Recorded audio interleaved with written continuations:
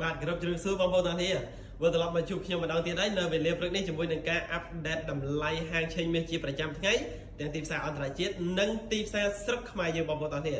យើងឃើញថាបើធៀបកាលពីម្សិលមិញនេះបងប្អូនទាំងនេះមាសគឺមានការទម្លាក់ខ្លួនចុះខ្លាំងមែនទែនរហូតដល់50លេខជាងឯនោះបងប្អូនទាំងនេះចឹងថ្ងៃនេះគឺជាថ្ងៃទី28ខែ5ឆ្នាំ2025តម្លៃហាងឆេងមាសនៅក្នុងទីផ្សារអន្តរជាតិគេកំពុងតែធ្វើការទិញលក់នៅក្នុងតម្លៃ$3,307នៅក្នុងមួយអោនគិតជាតម្លឹងវិញគឺស្មើនឹង$3,984នៅក្នុងមួយតម្លឹងបើសិនជាយើងគិតជាជីវិញគឺស្មើនឹង$398នៅក្នុងមួយជីផងដែរបងប្អូនទាំងអស់គ្នា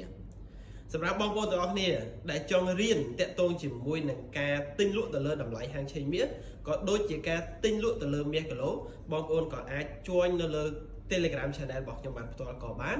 ឬក៏បងប្អូនអាចតាក់ទងមកខ្ញុំបានផ្ទាល់ក៏បានដែរដើម្បីធ្វើការរៀនបន្ថែមពីរបៀបនៅក្នុងការចូលទៅទិញលក់តម្លៃហាងឆេងមាសក៏ដូចជាទិញលក់ទៅលើមាសគីឡូផងដែរបងប្អូនទាំងនេះអរគុណច្រើនបងប្អូនទាំងនេះបាទ